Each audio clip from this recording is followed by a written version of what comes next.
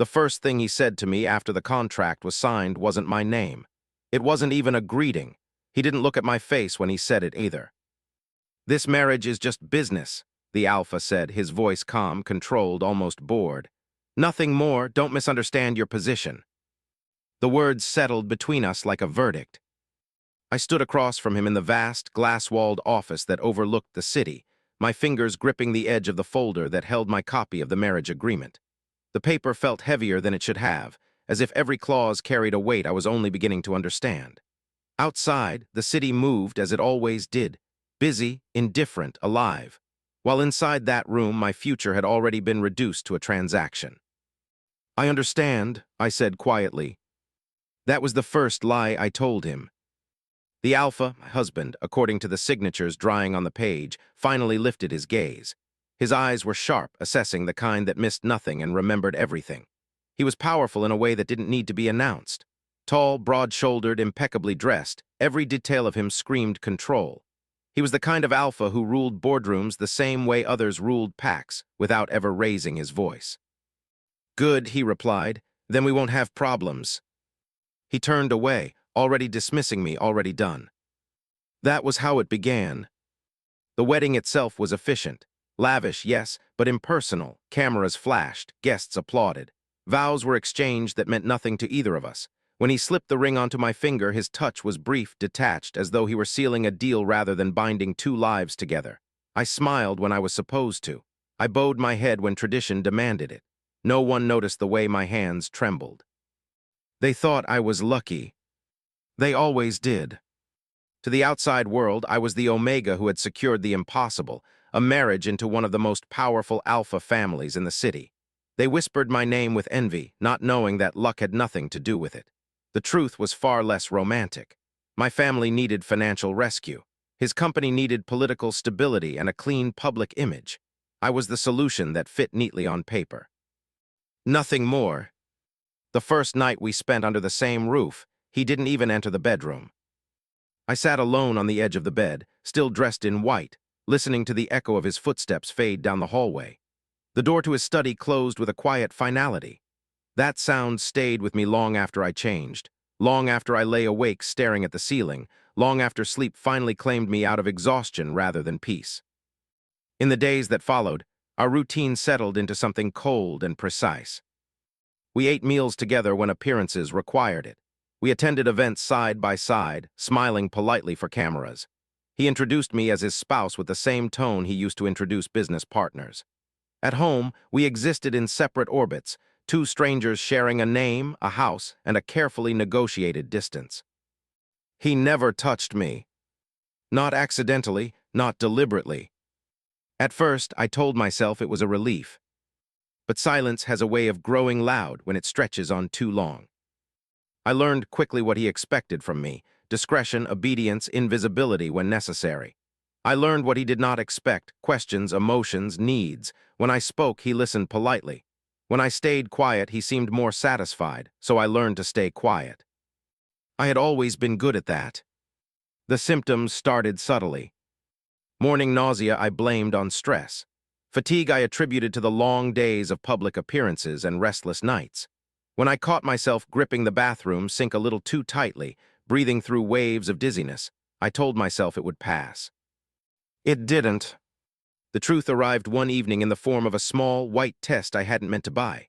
I stood alone in the bathroom, the house silent around me, my heart pounding so loudly I was certain it would give me away. I stared at the result for a long time, my mind refusing to accept what my eyes already knew. Positive. The room felt too small, too bright, too real. I sank down onto the cold tile floor, pressing a hand over my mouth to keep from making a sound. Fear rushed in first, sharp and overwhelming. Fear of what this meant, fear of what would happen when he found out, fear of being accused of deception, of overstepping a boundary I had never been invited to cross. Then came something quieter, something terrifying. Hope. I told myself I would tell him. I had to tell him. This wasn't something that could be hidden forever. But every time I imagined standing in front of him, imagined his cold eyes and measured tone, the words died in my throat. This marriage was just business. That was the rule he had set. and I had followed every rule so far. So I waited. I wore looser clothes. I avoided his gaze. I learned how to swallow nausea with tea and pretend exhaustion was nothing more than a bad night's sleep. I told myself I was buying time, that once I found the right moment, the right words, I would tell him everything. I didn't realize how quickly time could run out. The night he found the medical report was unplanned, accidental, the kind of mistake that changes everything. I had left the document on the desk in the shared study, buried under other papers I assumed he would never touch. I was wrong. When he called my name, his voice carried down the hallway, sharp with something I had never heard before. I stepped into the doorway and saw him standing there, the report in his hand, his expression unreadable. "What is this?" he asked. My heart stopped. I opened my mouth, but no sound came out. He looked up at me then, really looked at me, his eyes darkening as understanding slammed into place. The silence stretched, heavy and dangerous. "You're pregnant," he said. It wasn't a question. And in that moment, I knew. Whatever this marriage had been before, it was about to become something far more complicated. The air between us felt charged, as if the walls themselves were holding their breath.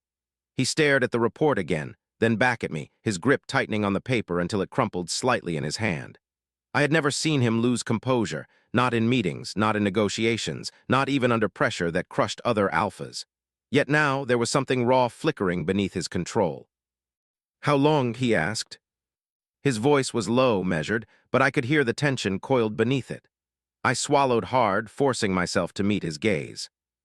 "A few weeks," I said. "I didn't know at first." Silence followed. Not the polite, distant silence we had lived in for months, but something heavier, more dangerous. He set the report down slowly, as if sudden movement might shatter whatever restraint he had left. "You understand what this implies?" he said. "Yes," I whispered. I understood too well. An heir, a bond deeper than any contract, a complication no clause could neatly contain.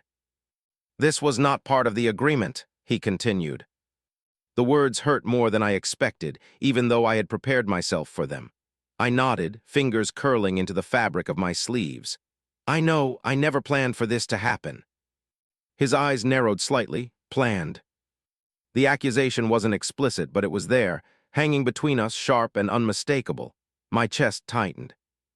"You think I did this on purpose?" I said quietly. "I think," he replied after a pause, "that intentions matter less than consequences." That was the alpha speaking, the CEO, the man who reduced chaos into variables and outcomes. Emotion had no place in his calculations, and I had known that from the beginning. Still, hearing it now felt like standing naked in the cold. "I didn't trap you," I said, my voice trembling despite my efforts. "I didn't use this marriage for anything other than what it was meant to be." His gaze softened for just a fraction of a second, so brief I might have imagined it. "You should have told me." "I was afraid," I admitted. "You made it clear there was no room for anything personal between us." That landed. I saw it in the way his jaw tightened, the way his eyes flickered away before returning to me. He exhaled slowly, a controlled release of breath. "This changes things," he said. "Does it?" I asked.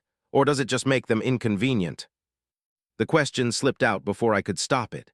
For a moment, I feared I had gone too far, but instead of anger, something like contemplation crossed his face. "You're carrying my child," he said at last. "That is not an inconvenience." The words sent a shiver through me, not because they were comforting, but because they were possessive in a way I hadn't heard from him before. "What happens now?" I asked. He turned away, pacing once across the room, then back. "Publicly, nothing changes. Our marriage remains presentable. Privately, there will be adjustments." "Adjustments?" The word made my stomach twist. "You'll have the best doctors," he continued. "Security will be increased. Your schedule will be revised." I waited, and me. He stopped in front of me, his gaze direct. "You will be protected." Protected, not loved, not wanted, protected like an asset. I nodded, telling myself that was enough. It had to be.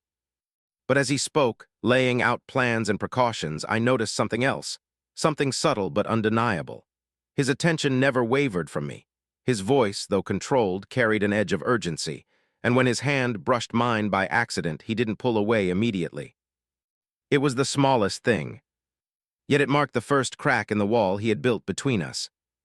When he finally dismissed me for the night, I returned to my room with my thoughts in chaos. Fear still lingered, but it was joined now by uncertainty, not just about my future, but about his. Because beneath the calm authority, I had seen it. Shock, concern, and something dangerously close to panic. Whatever this marriage had been meant to be, it was no longer just business.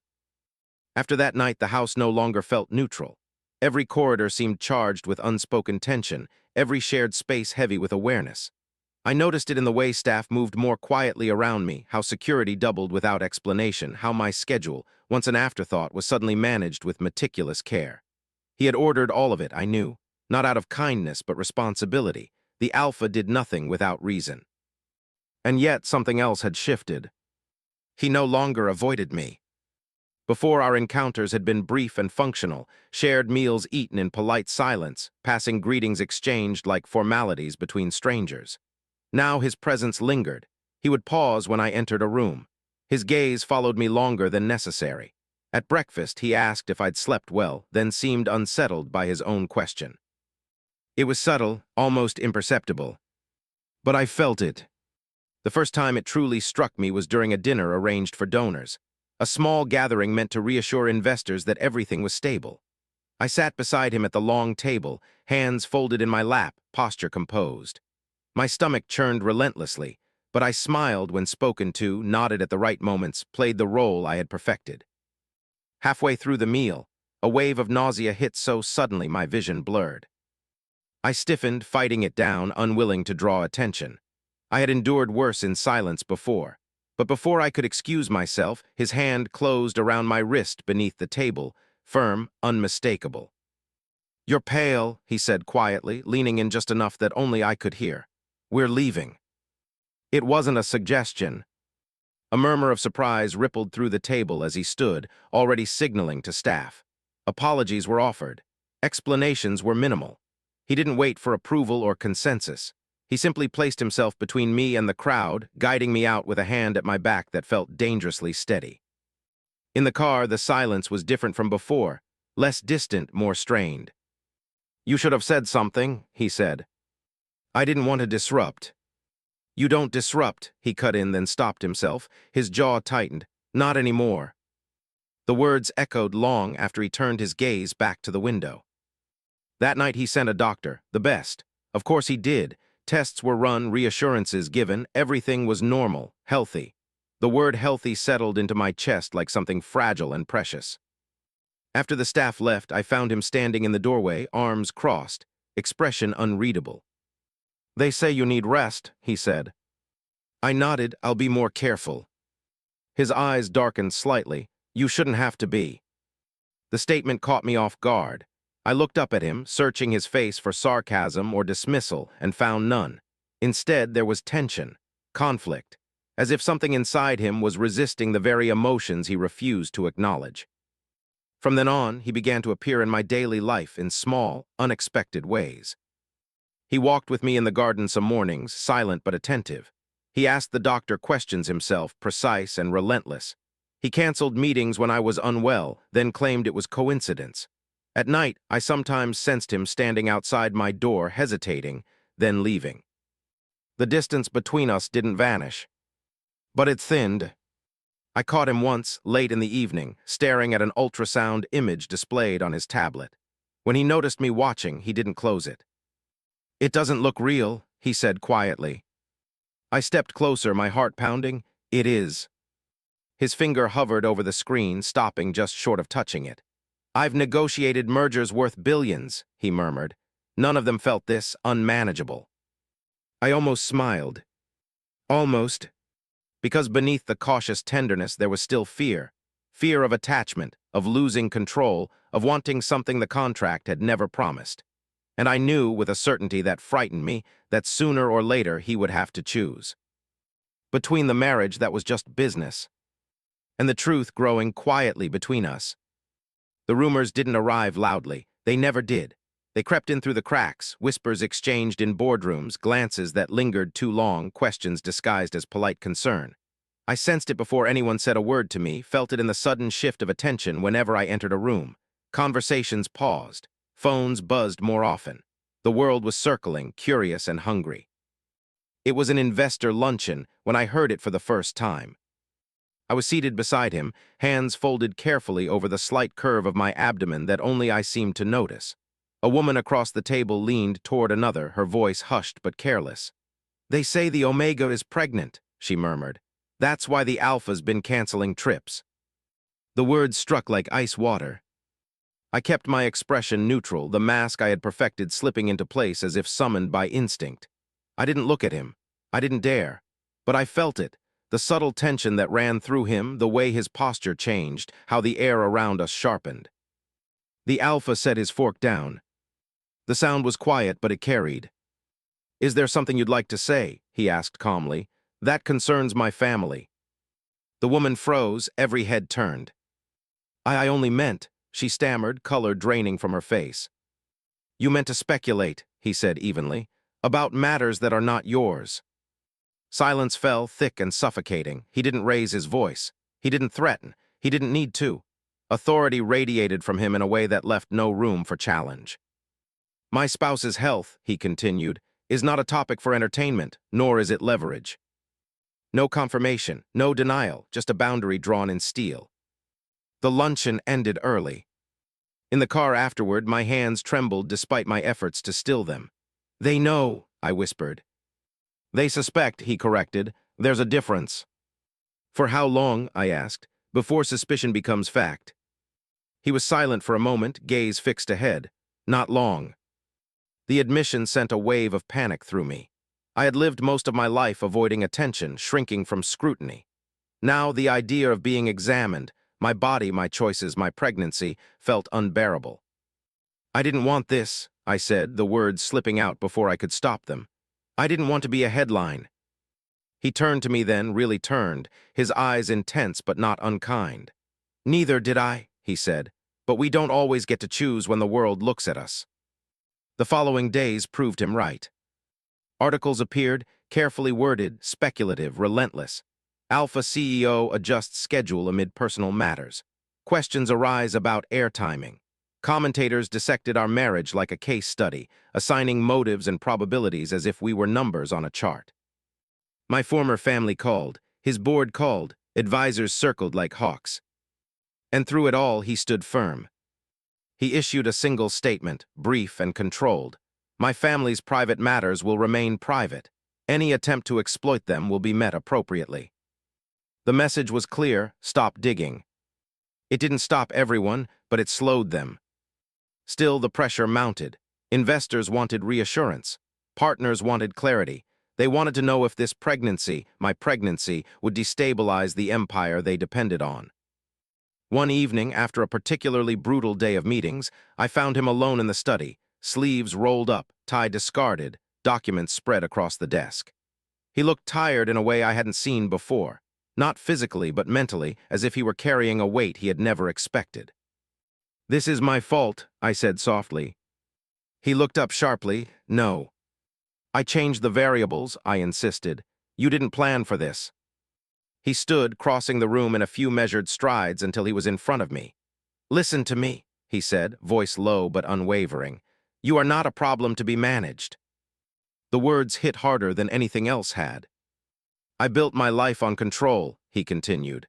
"I assumed everything could be accounted for. You can't." I swallowed. "Is that a bad thing?" For a long moment he said nothing. Then quietly, "I don't know." That honesty terrified me and comforted me in equal measure. The next morning, the confirmation went public. Not through gossip, through him. At a press briefing meant to calm markets, he stood before cameras with the same composure he always wore. When the inevitable question came, he didn't deflect. "Yes," he said simply, "my spouse is expecting." The room erupted. Flashbulbs exploded, voices overlapped, analysts scrambled. He raised a hand, silencing them. "This changes nothing about my commitment to my company. It does change something else." He paused, then said the words that made my breath catch even watching from the screen. "It reinforces my responsibility." Not obligation, responsibility. By the time the broadcast ended, the world had its answer. The speculation shifted. The tone softened. A pregnancy was no longer a weakness, it was legitimacy, continuity, and air. But inside the house, everything felt different. He came home late that night, the weight of the day still clinging to him. I was waiting in the living room, nerves taut. "You didn't have to do that," I said. "I did," he replied, "because hiding you would have been easier." I met his gaze, "And you chose the harder option." "Yes," he said, "I did." Something settled between us then. Not comfort, not love, but resolve. The world now knew. And with that knowledge came a truth neither of us could ignore any longer. This marriage was no longer just business. After the announcement, something subtle but undeniable shifted between us. The world had been addressed. Boundaries had been drawn. Yet inside the house, the quiet felt different, less hollow, more watchful, as if the space itself was waiting to see what he would do next. I noticed it first in the mornings. He began to wake earlier, not for meetings, but to walk the halls while the house slept, checking in with security, reviewing reports that no longer mattered as much as the sound of my door opening. He asked how I felt, not once, not out of obligation, repeatedly, sometimes awkwardly, sometimes with a furrow in his brow that told me he was still learning the shape of concern. "Did you eat?" he asked one morning, pausing at the doorway. "Yes," I replied, surprised. "I did." He nodded, satisfied, then hesitated, just for a moment, before adding, "If you want anything changed, tell me." Anything, the word lingered. I found myself studying him when he wasn't looking. The alpha who once moved through rooms untouched now carried a constant edge of alertness, his attention splitting instinctively toward me whenever someone entered our space. At events, he no longer positioned me where cameras preferred. He placed me where exits were closest, where crowds thinned, where I could breathe. It wasn't for show. It was instinct. The realization unsettled me more than the headlines ever had. One afternoon, a board member's spouse approached me at a charity function, smile too wide, eyes calculating.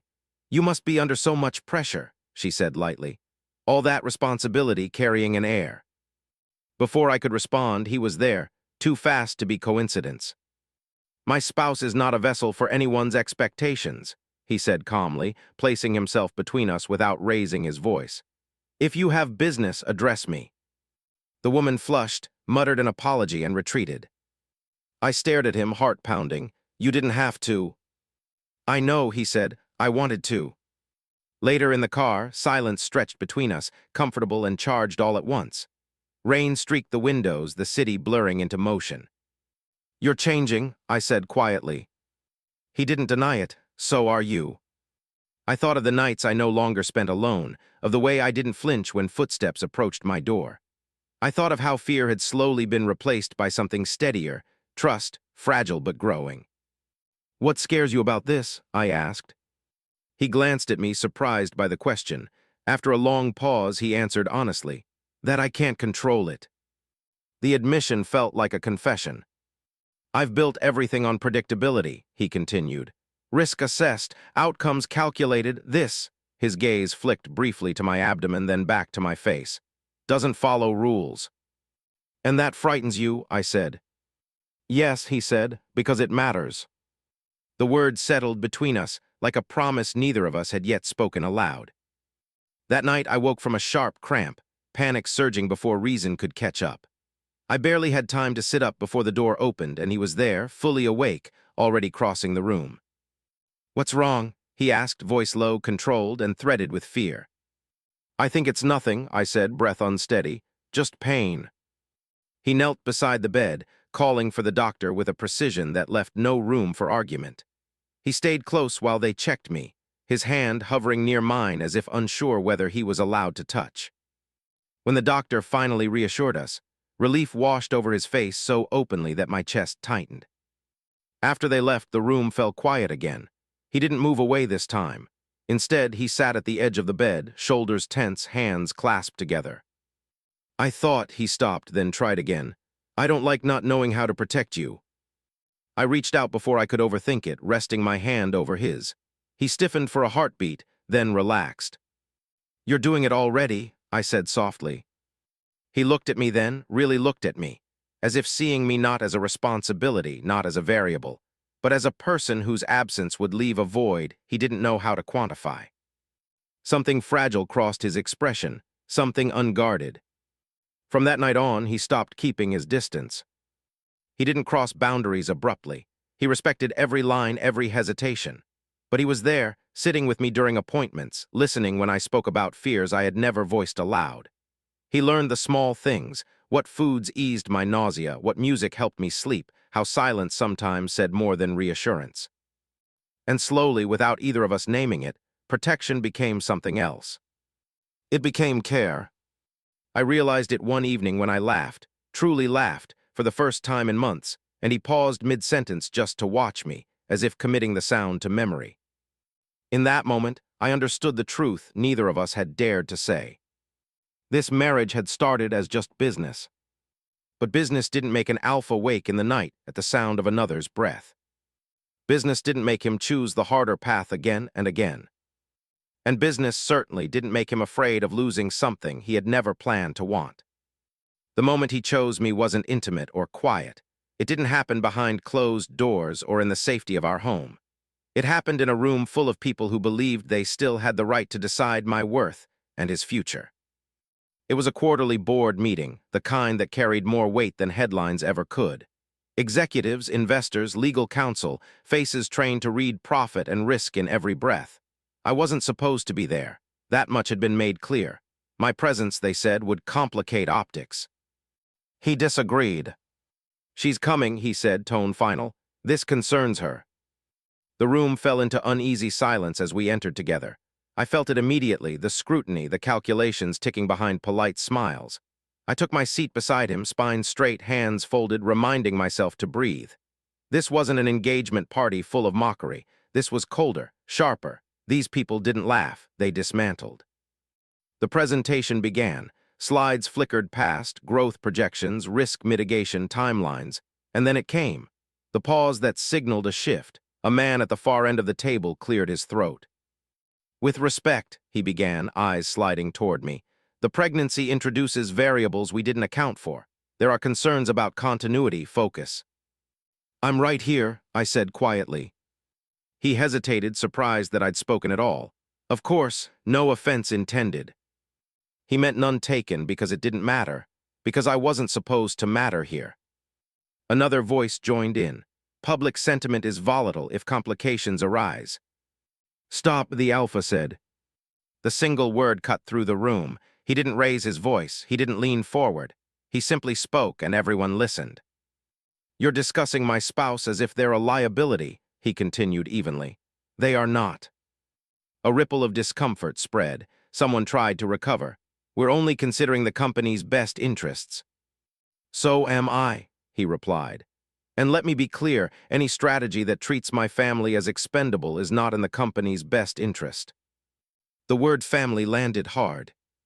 I felt my breath catch. This wasn't scripted. This wasn't optics. This was him drawing a line in a room that had never expected him to choose anything over control. A senior investor leaned back, eyes narrowing. "You're asking us to accept uncertainty." "Yes," the alpha said, "because certainty built on cruelty fails eventually." Silence followed, long and absolute. Then murmurs, shifts in posture, the careful recalibration of people realizing the rules had changed. "If you can't support this direction," he continued, gaze sweeping the table, "I'll accept your resignation." No one spoke. The meeting ended early. In the elevator afterward, my legs finally trembled. The doors closed, sealing us in a quiet that hummed with everything unsaid. I stared at the numbers lighting up as we descended, heart pounding. "You didn't have to do that," I said softly. He turned to me. "Yes, I did. For me." "For us," he corrected. The difference mattered. Later that day, the statement went out, not long, not dramatic. A clarification of values, a reaffirmation of leadership, and one line that sent a clear message through every channel that mattered. My family's well-being is non-negotiable. The fallout was immediate. Support poured in from unexpected places. A few dissenters bowed out quietly, markets stabilized, the company didn't crumble, it adjusted like everything else had to. That evening we stood together on the balcony, the city breathing below us. The wind tugged gently at my hair. He rested his hands on the railing, shoulders finally relaxing. "They'll test this boundary again," he said. "They always do." I nodded, and next time. He glanced at me, a faint smile touching his lips. "Next time they'll know better." I studied him, this alpha who had built his life on distance and discipline, who had just risked both without hesitation. "Why?" I asked. "Why choose now?" He didn't answer right away. When he did, his voice was quieter. "Because I don't want to win if it costs me you." The truth of it settled between us, warm and terrifying. I realized then that this was the moment everything changed. Not when the test turned positive, not when the world found out, but when he chose me in a room where choosing me meant something real. This wasn't obligation anymore. It was commitment. That night sleep refused to come. I lay awake staring at the ceiling, listening to the steady quiet of the house, my thoughts circling the same truth over and over until it became impossible to ignore. I had spent so long surviving on caution that I hadn't noticed when fear quietly changed its shape. It wasn't fear of him anymore. It was fear of what I felt when he wasn't in the room. I had told myself this arrangement would remain controlled, logical, safe, but somewhere between boardroom battles and midnight doctor calls, something fragile and dangerous had taken root inside me. Dependence. Not the weak kind I had been accused of before, but the kind that came from being seen and protected without being erased. That frightened me more than rejection ever had. In the early hours, I slipped out of bed and padded down the hallway to the kitchen, hoping tea would calm the restlessness buzzing beneath my skin. The lights were dim, the city outside a scatter of distant stars. I didn't expect him to be there, standing by the counter, sleeves rolled up, staring at nothing. He looked up when he heard me. "You're awake." "So are you," I said softly.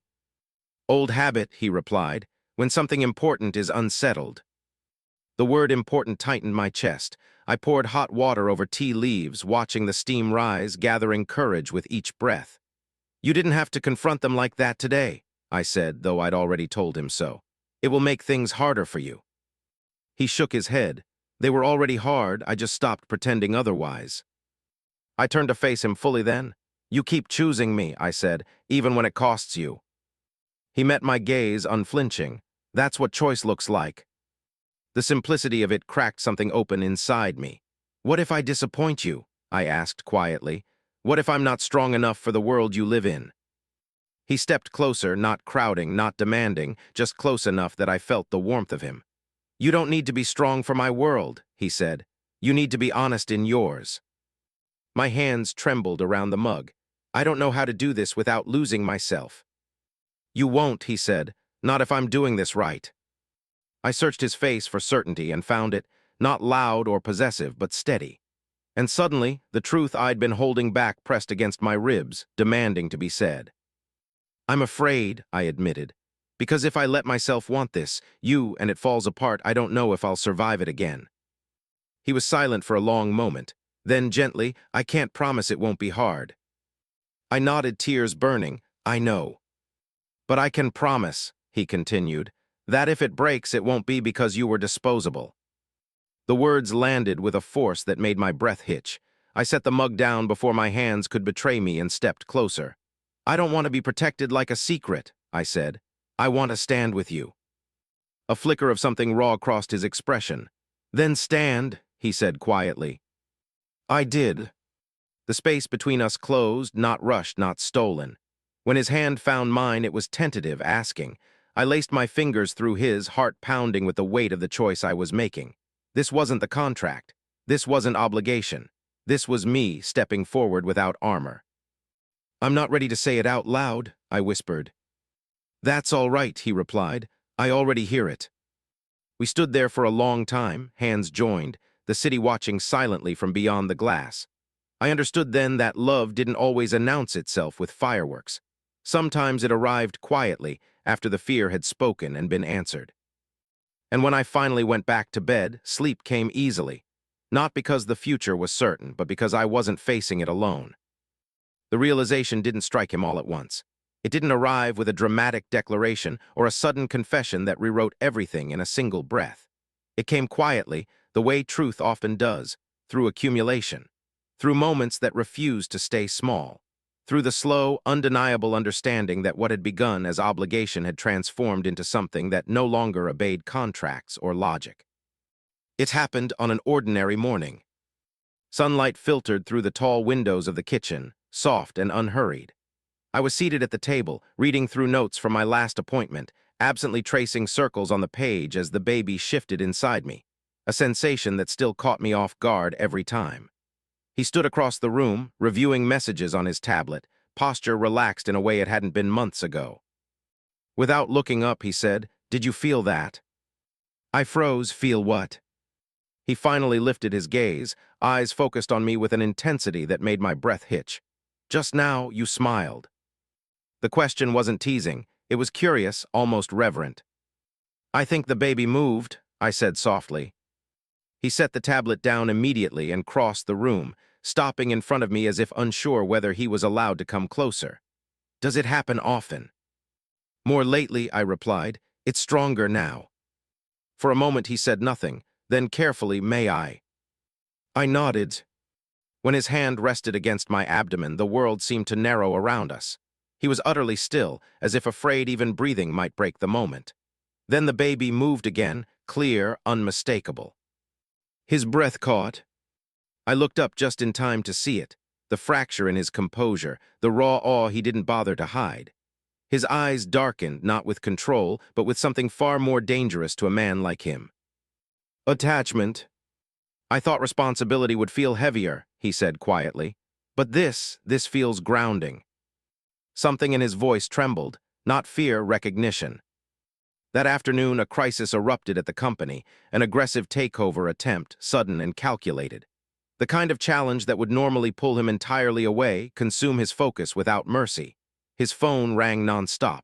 Advisors flooded in. Urgency pressed in from every angle. He listened, he assessed. Then he made a choice. "I'm postponing the response by 24 hours, he said calmly. There was outrage, panic, arguments layered with consequences. "You can't delay," someone insisted. "This could cost us." He cut them off. "I'm aware." When the room cleared, I stood quietly in the doorway, uncertain whether to speak.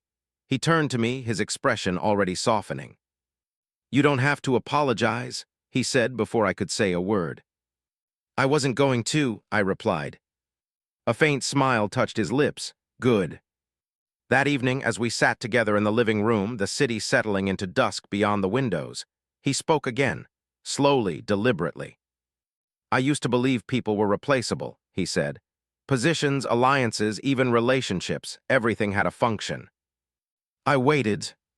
And then you became irreplaceable," he continued, meeting my gaze, "without ever asking to be." My chest tightened. "You don't have to." "I do," he said gently, "because I finally understand what you meant." I looked at him, heart pounding. "What I meant?" "When you said you didn't want to be protected like a secret," he replied. "When you said you wanted to stand with me." He took my hands in his, grounding and warm. "I thought protection was enough. I thought responsibility would substitute for feeling. I was wrong." Tears burned at the edges of my vision. "This was never supposed to be love," I whispered. "No," he agreed, "but it is." The words didn't feel like a claim. They felt like surrender. "I can't promise perfection," he said. "I can't promise I won't falter, but I can promise this will never be just business again." I let out a shaky breath, the last of my fear loosening its grip. "Then choose us," I said, "not because you must, because you want to." He didn't hesitate. "I already have," he said. The confirmation came later, not in a press release, not in a staged appearance, but in the quiet certainty of his actions. He cleared his schedule for appointments. He learned how to listen. He stood beside me not as an alpha managing outcomes, but as a man building a future he hadn't planned for and now couldn't imagine living without. At our next public appearance, there were no questions, no speculation, only understanding. The way his hand found mine, steady and sure, said everything words no longer needed to. Someone murmured, "So it's real." It was. That night, as we stood together on the balcony, the city glowing below, he rested his forehead briefly against mine, a private gesture, unguarded. "I used to say this marriage was just business," he murmured.